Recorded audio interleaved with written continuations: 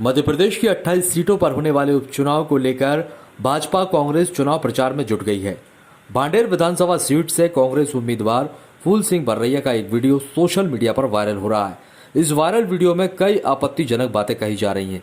वहीं भांडेर से कांग्रेस प्रत्याशी फूल सिंह बर्रैया का यह आरोप है कि इस वायरल वीडियो को एडिट करके भाजपा द्वारा भ्रम फैलाया जा रहा है। और उन 100 लोगों की सूची, यानी कहना चाहिए 100 भगवान है वो, तो उन 100 लोगों में भी नंबर 1 पर आए डॉक्टर भीमराव अम्बेडकर। यानी भगवानों में भी जीत गए अम्बेडकर। और यहां लगे हैं राम राम राम राम राम राम। ऐसी जिन्हें बीमारी लगी है, ठंड लग जाती है। जब किसी को ठंड लगती है, आपने देखा जैसे कोई ठंड लग रही ज्यादा, और तुम्हारा राम के कोई जन क्या देख रहे हो आप? सिर्फ राम की जयंती आधे भारत में मनाई गई पिछली वर्ष, इस बार और कम हो गई।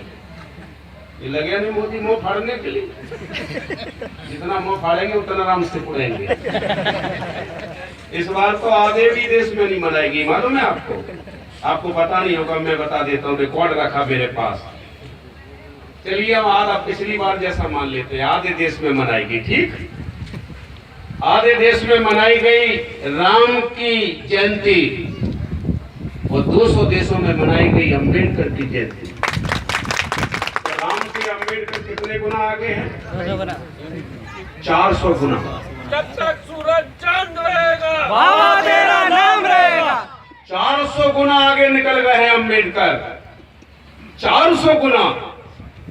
एक पूरे देश में भी अगर मनाई जाती राम की, पूरे देश में भी अगर मनाई जाती तो 200वां नंबर, यानी डॉक्टर अम्बेडकर 200 से आगे और रामचंद्र जी पहले ही देश में, तो पहले में भी नहीं, आगे में। तो गणित का फॉर्मूला लगाया जाए तो 400 नंबर पे पहुंच गए डॉक्टर अम्बेडकर। और अम्बेडकर को मानने वाले डले हैं सबसे पीछे। कितना अंतर हो गया है? अम्बेडकर को मानने वाले पीछे खसर रहे हैं और अम्बेडकर दुनिया में सबसे नंबर 1 पर पहुंच चुके हैं। और यही नहीं, और एक और बड़ी बात कह रहा हूं कि जय भीम बोलने में लोगों को कष्ट होता है, तकलीफ होती है। जय भीम बोलने में तकलीफ होती है। देखिए क्या लिखा हुआ है, विदेशी सुर में सिर्फ जय भीम और दूसरा नाम नहीं। इस समय जय भीम दुनिया में सबसे ज्यादा बोला जाता, इस बार से शुरू हो गया है। इसलिए मैं आपसे कहने के लिए इस अवसर पर मैंने सोचा इस क्षेत्र के प्रबुद्ध और बुद्धिमान समझदार भाई बहन यहाँ पहुंचेंगे तो उनको एक जानकारी दूंगा, क्योंकि ये जानकारी फूल सिंह बर्रैया के पास है। और मैं यही पूरे देश में इसी बात का भ्रमण करता रहता हूं कि बाबा साहब की डेली महिमा बढ़ रही है, डेली। और अगली साल आएगी 2017 की, तो पूरे देश के जितने भगवान हैं बहुत पीछे रह जाएंगे। अम्बेडकर सबसे आगे पहुंचने वाले हैं। लेकिन हम ये चाहते हैं, जब हमारे भगवान में इतनी शक्ति है तो उनको मानने वालों की भी हालत सुधरनी चाहिए कि नहीं? लेकिन उनके मानने वाले इस बात को भी समझें कि प्रतिमा हमने लगाई है तो संकल्प लिया है कि बाबा के सपनों को हम साकार करेंगे। बाबा का कर पा रही है। भारतीय जनता पार्टी जो जनता का रुझान है, उस रुझान में वो पीछा भी नहीं कर पा रही है।